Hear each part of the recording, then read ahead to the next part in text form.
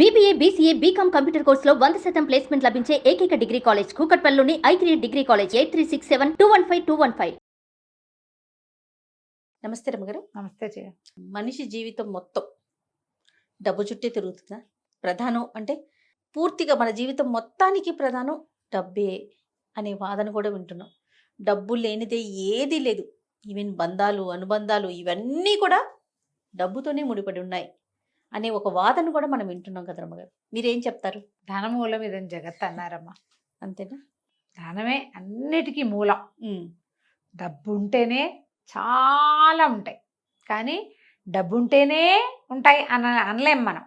అప్పుడప్పుడు డబ్బులు లేకుండా కూడా ఏదైనా జరగచ్చు, ఉండొచ్చు, ఉంటుంది, తక్కువ. కానీ డబ్బే సర్వస్వం అంటానికి వీల్లేదు. కానీ డబ్బు కావాల్సిందే. చూడు, ఒకటే పాయింట్. అంతే కదా, ఒకటే పాయింట్ కదా. నువ్వు డబ్బులు లేకపోతే డబ్బు లేదు, నీకు అన్నం లేదు, నీళ్లు లేవు, తలదాచుకునేందుకు గూడు లేదు, చుట్టాలు పక్కాలు స్నేహితులు ఎవ్వడూ రాడు. అంతే. చిన్నప్పుడు శ్లోకం చెప్పేవాళ్ళు, తృణాల్లఘుతర స్థూల తృణాల్లఘుతర స్థూల స్థూలాదపిచ యాచక వాయున కిమ్న నీతోసౌ మామయం యాచయేదితి అని. తృణాల్లఘుతర స్థూల అంటే గడ్డిపరక కంటే స్థూల దూదిపింజ దారపోగు చాలా సులువు. గడ్డిపరక గాలికి వస్తే ఎగిరిపోతుంది. అసలు దారపోగు అయితే నువ్వు ఉఫ్ఫు అంటే చాలు, గడ్డిపరక నువ్వు ఉఫ్ఫు అని అనలేవు. అవును. ఇదైతే దారపోగు, ఇది దూదిపింజ, అవి సింపుల్గా పోతాయి. వాటికంటే తేలికైన వాడు యాచకుడు, డబ్బు అడిగేవాడు, డబ్బు లేనివాడు అని చెప్పుకుందాం మనం. ఎందుకు గాలి వీడిని తీసుకెళ్ళిపోలేదంటే, గాలి వీడు నన్ను కూడా అడుగుతాడేమో అని తీసుకెళ్ళలేదు గాలి అని. ఓహో, అది ఎప్పుడు చదువుతుండేదాన్ని చిన్నప్పుడు నేను. ఓకే. ఈ అడిగే అవసరం ఎందుకు వస్తుందమ్మా? లేకపోతేనే కదా. ఎవరి దగ్గర డబ్బులు ఉంటే అడుగుతామా? మన దగ్గర డబ్బులు ఉంటే మనం ఎందుకు అడుగుతాం? మన బట్టల మంచిగా ఉంటే పక్కవాడిని అడగం మనం. ఇప్పుడు అట్లా లేదు. యాచకులు కూడా వాళ్ళ దగ్గర బోళ్ళని కోట్లు కూడబెట్టి అడుక్కుంటూ ఉంటారు. మరి లేటెస్ట్ యాచకుల గురించి మనం చెప్పలేము. మేము చూస్తాను జయ, ఈ మన వెంగళనగర్ క్రాస్ రోడ్స్లోనే ఒక ముసలాయన చిన్న బాబాగారు లాంటి ఒక వేషం వేసుకుని కనిపిస్తాడు. బాబాగారు వేషం అనకూడదు, ఎత్తుకోకో బట్ట కట్టుకుని గంధం బొట్టు ఏదో పెట్టుకుని, తర్వాత ఒక ముసలావిడే కనపడుతూ ఉంటారు. వాళ్ళని నేను హేవార్డ్ 6000 తాగుతూ చూశాను ఒకరోజు రాత్రి. నిజంగా నేను ఇంత ఓపెన్ ఇలా చెప్తున్నానంటే నిజం కాకపోతే ఎందుకు చెప్తాను? చూసి మేము ఆశ్చర్యపోయాం. రాత్రి 11 గంటల వేళ 12 గంటలకో మేము అటు నుంచి వాడు రాత్రిపూట వస్తూ ఉంటే కనపడ్డారు వాళ్ళిద్దరు, ముసలమ్మ ఆయన కూడా. ఇప్పుడు చూడు, అంత తాగలిగి ఇదిగా ఉండేవాళ్ళు అడుకోవాల్సిన అవసరం ఏమిటి? ఈ కాలం అది. అంతే అంతే. మనకి డబ్బు లేకపోతే మనం దూది పింజ కంటే చులకనమ్మా, చులకన దానికంటే కూడా. ఎవరికైనా సరే డబ్బులు అవసరము. డబ్బే కాదు అనేది అప్పుడప్పుడు మనకి వర్కౌట్ అవుతుంది, కనపడుతుంది మనకి. అప్పుడప్పుడు కనిపిస్తుంది. జీవితం నీకు కావాల్సింది డబ్బే కాదురా, ఇంకా చాలా ఉన్నాయని చూపిస్తుంది ప్రతివాడికి. ఎవడి అవగాహనని బట్టి, ఎవడి అవకాశాన్ని బట్టి వాడికి. అంతేగా. వాళ్ళ పరిస్థితిని బట్టి. ఈ రోజున నా దగ్గర ఇన్ని డబ్బులు ఉన్నాయి, అయినా కూడా నాకు ఇదేమీ వర్కౌట్ కావట్లేదు, మనుషులు ఎవరు నాతో లేరు, లేదా జీవితం నాతో లేదు, అది అర్థమవుతుంది. అందుకని డబ్బు వెనకాల పరిగెత్తినా మధ్యలో పరుగాపి చుట్టుపక్కల చూసుకోవాలి ఎవడైనా. ఇప్పుడు సంపాదన కోసమే వెంబడబడతాం. అవును. చివరికి సంపాదన ఉంటుందంటే ఉండదు. మనమేం వాటిని పట్టుకెళ్ళలేము. ఏది మనతోటి రాదు. కానీ మన చివరి అడుగు వరకు అది అవసరం. కరెక్ట్. డబ్బు అవసరం అమ్మ, దాన్ని గౌరవించాలి. డబ్బుని దానికి ఇవ్వాల్సిన గౌరవం ఇవ్వవలసిందే. నువ్వు వెంబడపడతావా, సగమే పరిగెడతావా, అవంతా నీ ఇష్టం.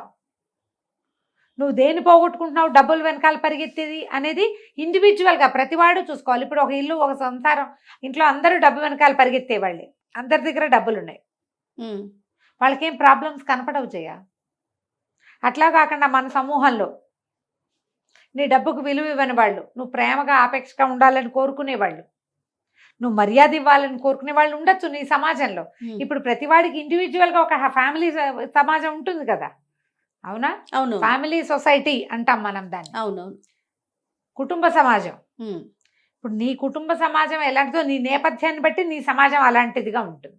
ఆ పరిగెత్తేటప్పుడు ఎక్కడైనా ఆగాల నేను అనేది నీకు నువ్వు, ప్రతి వాడు ఆలోచించుకోవాలి. అవగాహనతోటి ప్రవర్తిస్తే నువ్వు సంపాదించిన కోటాను కోట్ల రూపాయలు చివరి దాకా నీకు సహాయకారిగా ఉండాలి. డబ్బు ఎట్లా ఉండాలంటే మనం సంపాదించేది అది మనకి హెల్ప్ చేసేలాగా ఉండాలి, అది మనతో ఉండాలి. అంతేగాని నువ్వు దాంతోటే ఉంటాను అనకూడదు, అదే అనుకోవద్దు. సంపాదనతో పాటు సమాజ శ్రేయస్సు, కుటుంబ సమాజం, స్నేహితులు, ధర్మం, ధర్మాచరణ ఇవి కూడా అవసరం. ఒక పార్ట్ పెట్టుకుంటే జీవితంలో అప్పుడు ఏంటంటే నువ్వు డబ్బుల వెనకాల పరిగెడుతున్నా కూడా డబ్బు నిన్ను మింగేయదు. అంతే కదా. ఎలాగంటే పులి మీద స్వారీ చేయాలి. సంపాదన పిచ్చ అంతా కూడా వీళ్ళంతా ఎంతమందిని చూస్తున్నాను, మనవాళ్ళకి కూడా సరిపోయేంత ఆస్తులు సంపాదించేయటం.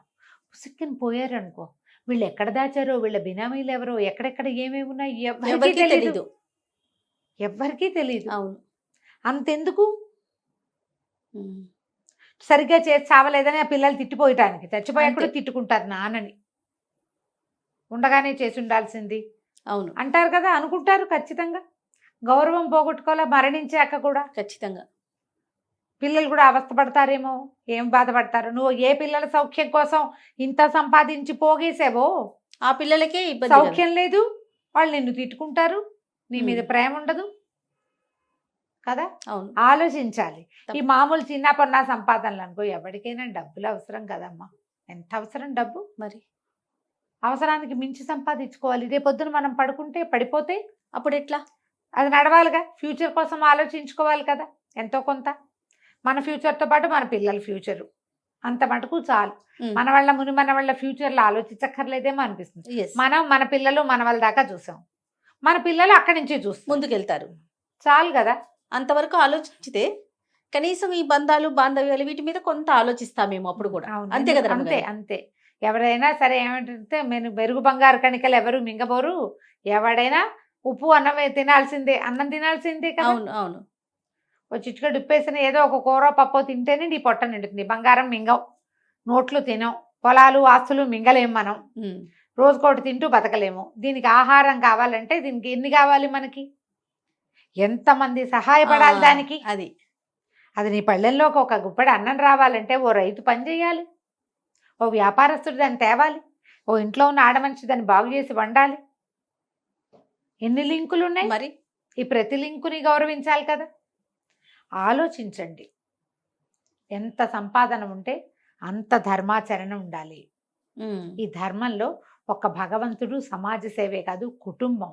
మనం ఏ కుటుంబంలో పుట్టామో అది, ఏ జాతిలో పుట్టామో అది, ఏ దేశంలో పుట్టామో దాని గురించి ఇవన్నీ ఆలోచిస్తే నీ డబ్బు సంపాదన నువ్వు ఎంత పరిగెత్తినా మంచిదే. అది నువ్వు డబ్బు వెనకాల పరిగెడుతున్నట్టు కాదు, సమాజహితం కోరి కొంత పని చేస్తావు కదా నువ్వు. ఇలా ఆలోచిస్తే ఏది ఇప్పుడు ఎంత ఉంటే అంత. ఇప్పుడు కోటీశ్వరుడు అయితే వాడు ఏం చేస్తాడు, వెంకటేశ్వర స్వామికి ఏదైనా చేయిస్తాడు.